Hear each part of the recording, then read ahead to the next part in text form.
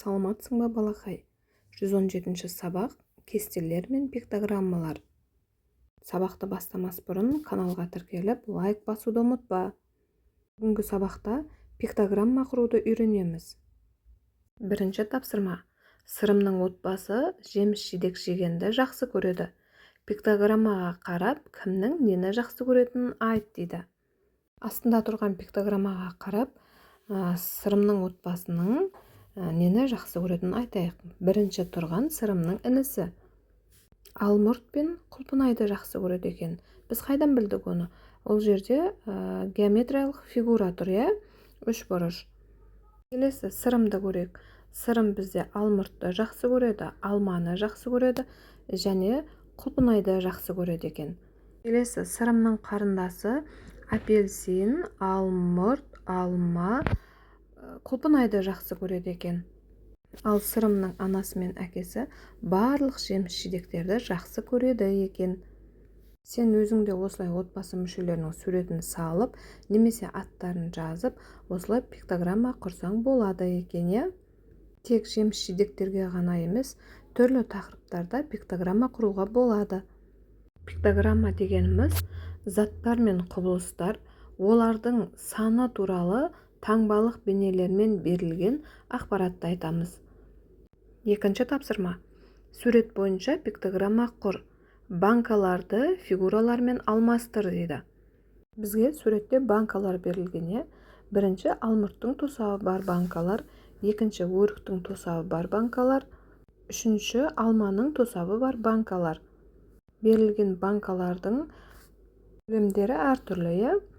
Алмұрттың тосабы бар банкада біреуі үлкен, қалған үшеуі бірдей кішкентай банка. Өріктің тосабы бар банкалардан біреуі кішкентай, қалған үшеуі үлкен. Ал алманың тосабы бар банкада біреуі үлкен, бесеуі кішкентай. Енді қазір пиктограмма құрамыз. Бірінші, екінші, үшінші. Қазір 3 пиктограмма құратын боламыз. Бірінші пиктограммада бір үлкен төртбұрыш, 3 кішкентай төртбұрыш. Пиктограммада осындай фигуралар берілген. Екінші пиктограммада үшбұрышты алдық. Бірінші үшбұрыш кішкентай, одан кейінгі үшбұрыш үлкен. Себебі бірінші тосабымыз кішкентай, одан кейінгі үшеуі үлкен. Үшінші пиктограммада дөңгелектер. Бірінші дөңгелек үлкен, қалған 5 дөңгелек кішкентай. Себебі біздің алма тосабымызда біріншісі үлкен, қалған 5-еуі кішкентай еді. Міне осылай пиктограмма құруға болады.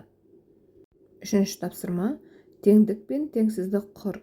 Досыңмен жарысқа түс дейді. Олай болса, теңдік пен теңсіздік құрастырып көрейік. 4 қосу 2, 6 болады. 3 қосу 4, 7 болды. Сонда 6 кем 7-ден теңсіздік құрдық, Енді екінші 8 бен 6. 8 үлкен 6-дан. Бұл да теңсіздік. 4 қосу 2, 6 болады. Сонда 6 тең 6-ға. 3 қосу 4, 7 болады. 7 тең 7-ге. Теңдік құрдық. Төртінші тапсырма. Қандай сандар жасырылған? Дұрыс жауапты таңда дейді. Бізге есептер берілген, Мына жеміс-жидектердің орнында қандай сан тұрғанын табуымыз керек. Ол сандар мына төртбұрыштың ішінде тұрған сандар болуы әбден мүмкін. Бірінші өрік тұр, Өріктің орнында қандай сан бар екен тауып көрейік. Ол үшін 16-дан 2-ні азайтамыз. 14 қалады. 14 бізде сары төртбұрыштың ішінде. Өріктің орнында 14 болады. Келесі. Алманың орнында 12 саны тұр. Яғни 17-ден 5 азайтсақ 12 қалады. Келесі. Алмұрттың орнында 8 саны тұр. 10-нан 2-ні азайтамыз, 8 қалады. Келесі бізде апельсин. Апельсиннің орнында 17 саны тұр. Яғни 10-нан 7-ні азайтамыз, 17 қалады. Сонда апельсиннің орнында 17 саны тұрады. Келесі. Құлпынайдың орнында 20 саны. 18-ге 2-ні қосамыз, 20 болады. Сонда құлпынайдың орнында 20 саны тұрады. Келесі. Қара өріктің орнында 15 саны тұр. Яғни 19-дан 4-ті азайтамыз, 15 қалады. Осымен бүгінгі сабағымыз аяқталды. Келесі сабақта кездескенше сау бол балақай.